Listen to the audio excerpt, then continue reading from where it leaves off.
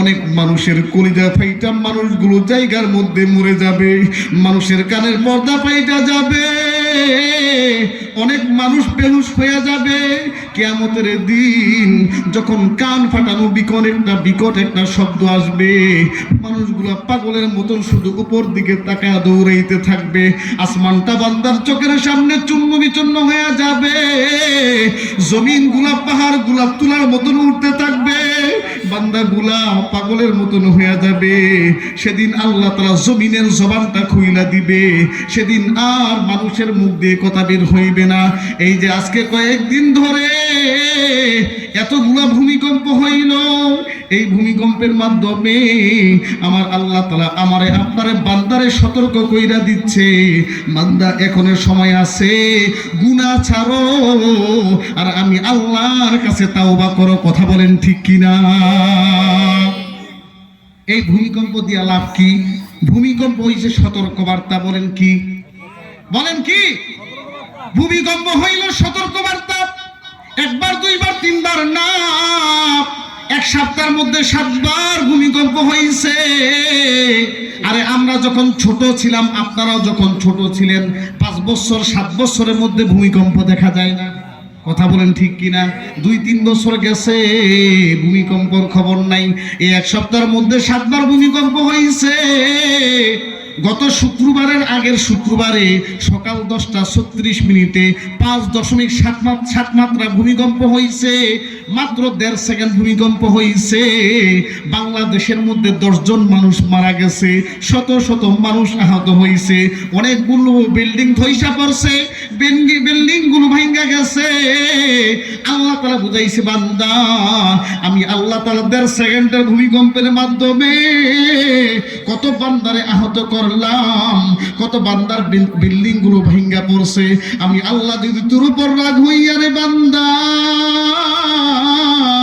আমি আল্লাহ যদি 10 সেকেন্ড ভূমিকম্প দিতাম, আমি আল্লাহ 2 সেকেন্ড ভূমিকম্প না দিয়ে যদি 15 সেকেন্ড ভূমিকম্প দিতাম, বান্দা এই দুনিয়া আর থাকতো না। কথা বলেন ঠিক কিনা? বলেন মাত্র কয় সেকেন্ড? 1.5 সেকেন্ড। 1.5 সেকেন্ড 2 সেকেন্ডের ভূমিকম্পে বাংলাদেশের অনেকগুলা বিল্ডিং ভেঙে পড়ছে। আর যদি আল্লাহ তাআলা রাগ কইরা 10 সেকেন্ড ভূমিকম্প দিত, মনে হয় বাংলাদেশ থাকতো না, মাটি ফেইটা বাংলাদেশ ঢুকে যাইত, বিল্ডিং গুলা থাকতো না, ঢাকা শহরের একটা বিল্ডিংও থাকতো না। মানুষগুলা দেখবেন, এই যে মাত্র 2 সেকেন্ডের ভূমিকম্প হয়েছে, যদি এমন করে আর 5 সেকেন্ড হইতো, অনেক মানুষ হার্ট অ্যাটাক করে মারা যাইতো। কথা বলেন ঠিক কিনা? স্ট্রোক করে মারা যাইতো। আমার অবস্থাই তো খারাপ হয়ে গেছে, আমি খাট থেকে নাইমা দৌড়। মাত্র 1.5 সেকেন্ডের ভূমিকম্পে মাথা নষ্ট, সেন্স কাজ করে না। যেদিন আপনার সামনে আসমান ভেঙে পড়বে, পাহাড় তুলা মতন উড়বে, সেদিন আপনার কি অবস্থা? কেউ কাউরে সেদিন চিনবে না। সন্তান তার মারে চিনবে না, মা বাবা তার সন্তানরে চিনবে না, ভাই ভাইরে চিনবে না, স্বামী তার স্ত্রীরে চিনবে না, বন্ধু তার বন্ধুরে চিনবে না। কারণ ওই দিন মানুষগুলা পাগলের মতন দৌড়াইতে থাকবে, বিকট একটা আওয়াজ আসবে। আল্লাহ তাআলা ডাক দিয়ে বলতেছে, বান্দা ওই কিয়ামতের ময়দানে ইদা যুলজিলাতিল আরদু জিলজালাহা, যখন কিয়ামতের দিন আমি আল্লাহ তাআলা জমিনটারে এইভাবে কম্পন লাগায় দিব। কিভাবে? জমিনটারে আমি আল্লাহ তাআলা যখন কম্পিত করবে, আমি আল্লাহ তাআলা জমিনটারে যখন নাড়ায় দিব, ওয়া আখরাজাতিল আরদু আথকালাহা, জমিনের ভিতরে যা কিছু আছে সবগুলো উপরের দিকে চলে আসবে। বলেন তো এই জমিনের নিচে খনিজ সম্পদ আছে কিনা? নাই। গ্যাসের খনি, স্বর্ণের খনি, তেলের খনি, এই মাটির নিচে আল্লাহ তাআলা কত ধরনের গুপ্তধন রাইখা দিছে। যেই কিয়ামতের ময়দানে আমার মালিক জমিনটারে কম্পিত করবে, জমিনটারে আল্লাহ তাআলা এইভাবে নাড়া দিবে।